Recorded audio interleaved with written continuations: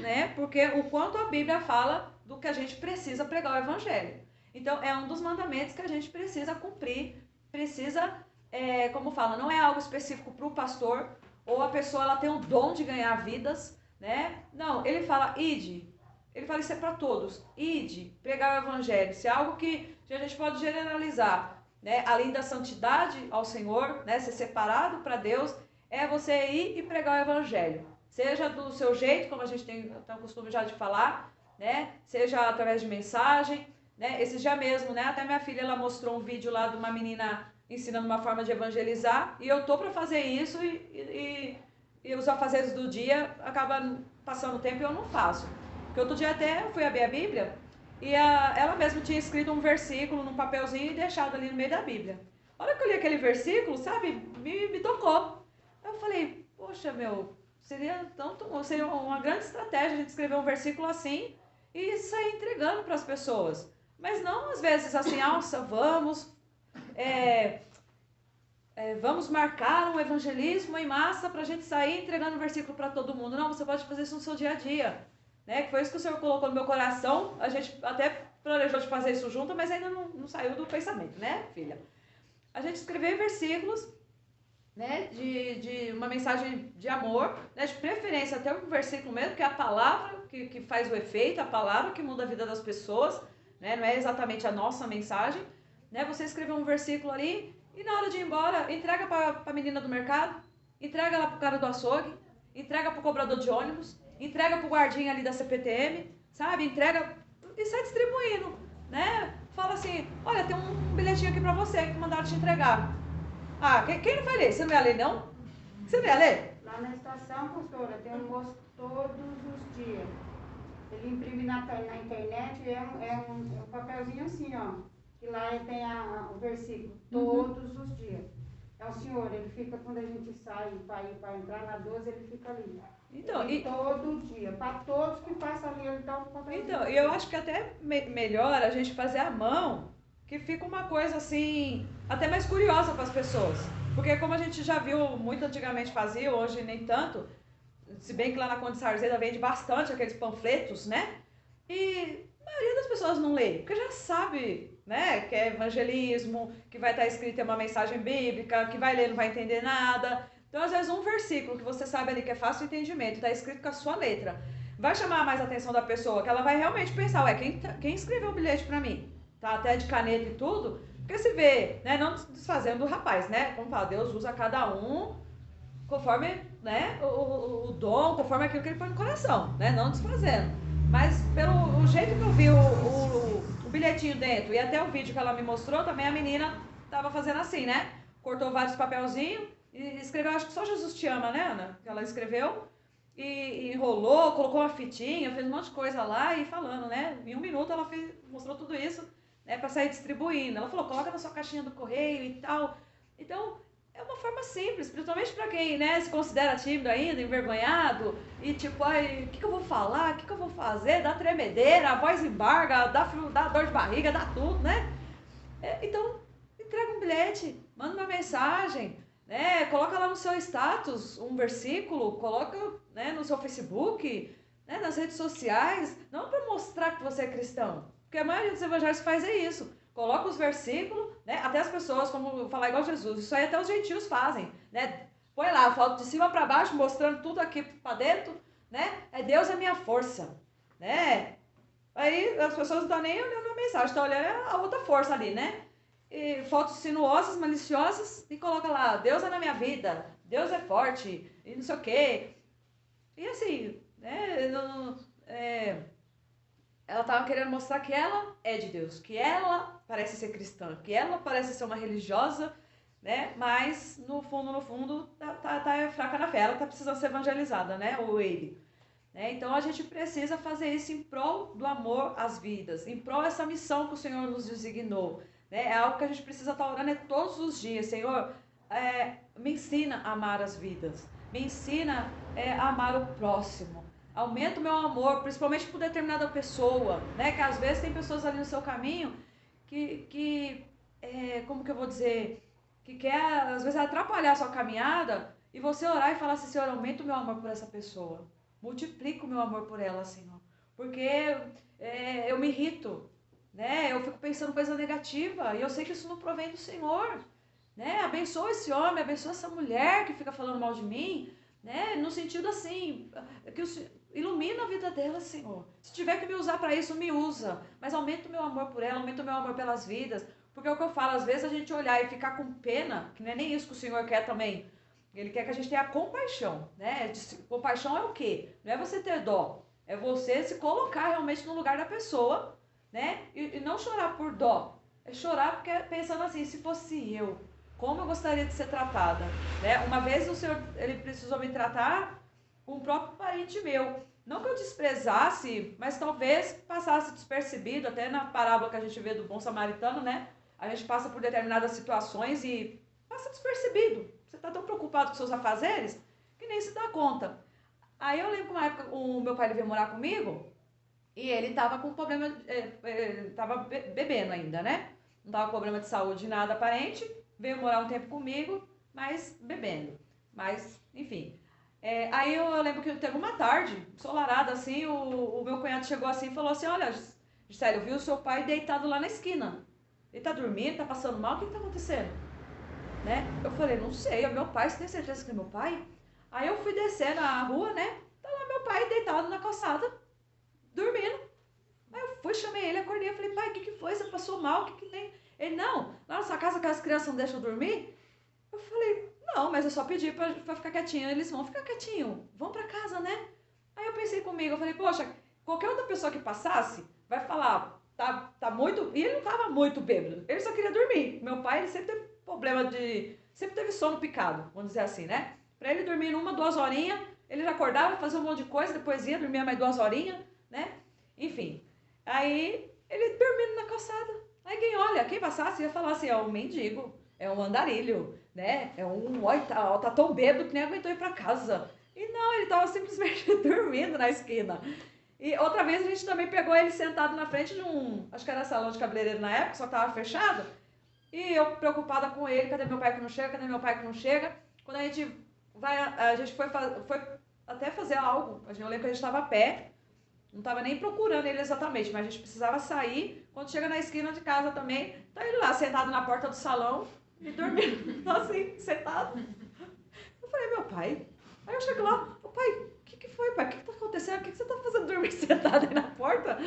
Né? Hoje eu dou risada, mas na hora eu pensei, poxa, às vezes a gente olha determinadas pessoas dormindo no meio da rua, a gente pensa, tá muito louco, né? Olha a droga que faz com a pessoa, olha a bebida que faz com a pessoa, e você às vezes até julga, fica com medo, né? Aí eu passei a olhar as pessoas com um olhar diferente, porque aí você olha e você fala, poderia ser meu pai ali deitado, poderia ser o meu marido, poderia ter sido um filho meu, um irmão, né? Tipo assim, graças a Deus, não é, mas é a gente olhar e amar aquela vida, né? De alguma forma, lógico, a gente está nos dias de hoje, né, que a gente tem que vigiar, né, e se atentar muito, até nesses tipos de casos, quem que a gente vai ajudar, como ajudar, né, principalmente a gente que é mulher, não fazer nada sozinha, né, e com alguém ali, com 2, 3 caras, alguém, né, ver o que está acontecendo com aquela pessoa, levantar ela dali, enfim.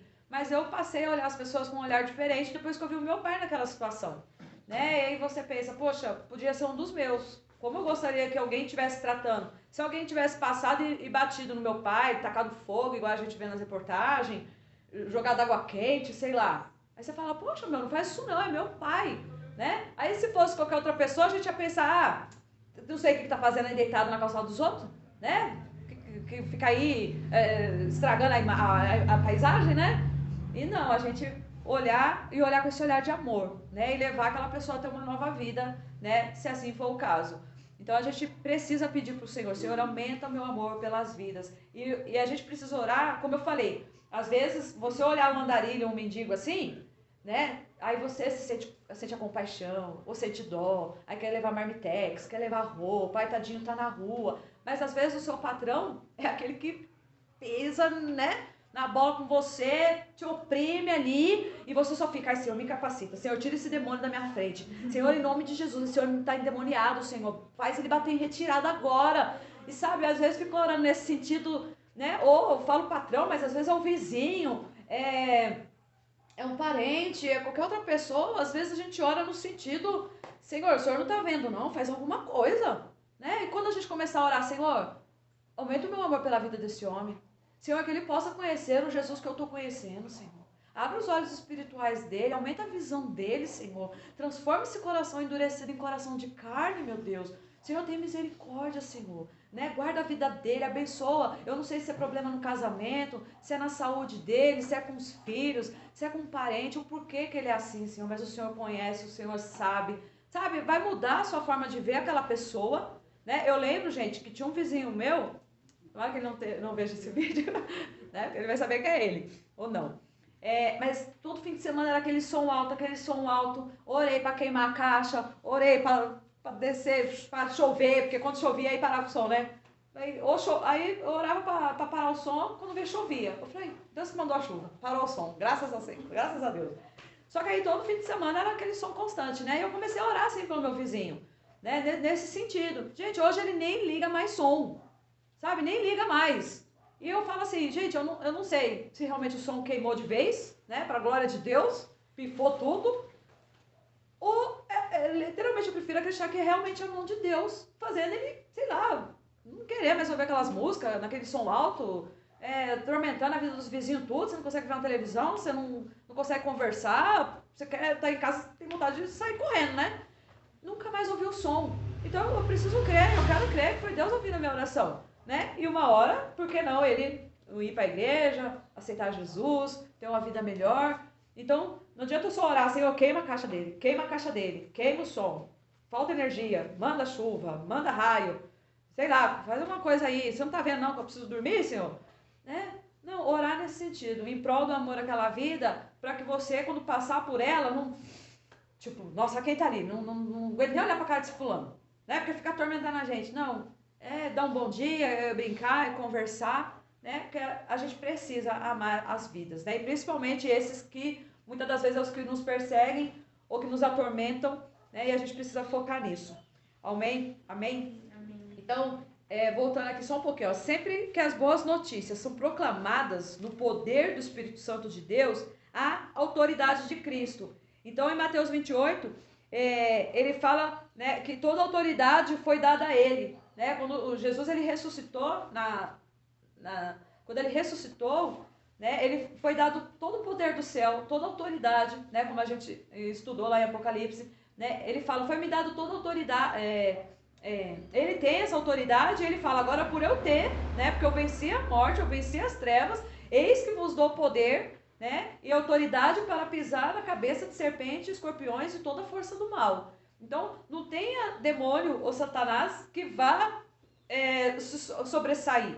É lógico que há caças de demônios que só saem com jejum e oração. Mas não é que a gente tenha que jejuar pela pessoa. E sim você jejuar por você, né, para você se santificar, se purificar, ter mais da presença de Deus, né, para ir realmente, quando você pregar o evangelho, aquela palavra sai com autoridade, sai com poder, sai quebrando cadeias, né, não sair palavras jogadas ao vento, né, mas às vezes um olhar que você dá para a pessoa já, ela sente Deus falando com ela, né, então essa autoridade o Senhor já nos dá, amém?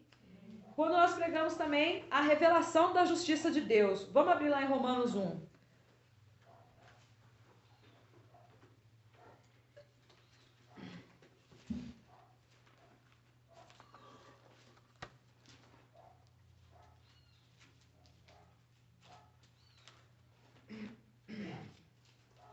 Romanos, capítulo 1, versículo 16 e 17.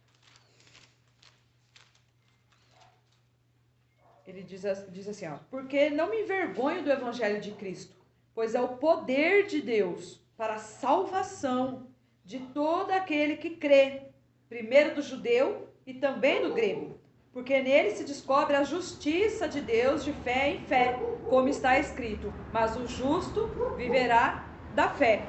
Né? Então, quando a Bíblia nos chama de justo, né, ele significa o quê? Que a gente foi justificado. Justificado pelo quê? Pelo sangue de Jesus. Né? Então, a nossa salvação foi justificada pelo quê? Pelo sangue de Jesus. Porque a gente mereceu, ou a gente fez algo por merecer, ou algo para ser salvo? Não, Jesus quem fez, por isso ele nos chama de justo. Justo não é necessariamente a gente querer fazer a justiça, né? Mas sim por nós sermos justificados pelo sangue de Cristo. Então assim, o inimigo, as trevas não tem mais poder sobre nós, porque já foi paga a nossa carta de alforria pelo sangue de Jesus. Então nós somos justificados. E aqui no versículo 16 ele fala, né? Não me envergonhe do evangelho, pois é o poder de Deus para a salvação. Então, quando você prega o evangelho, você está declarando a justiça de Deus sobre aquela vida, né? Olha, foi por essa vida que Jesus também entregou o sangue dele e essa pessoa vai ser salva. Essa pessoa ela pode ser salva. O evangelho é o poder da salvação para essa pessoa. Então, eu preciso pregar, né? A gente não pode ser egoísta ou individualista e deixar um Jesus com toda essa magnitude que ele tem só para mim.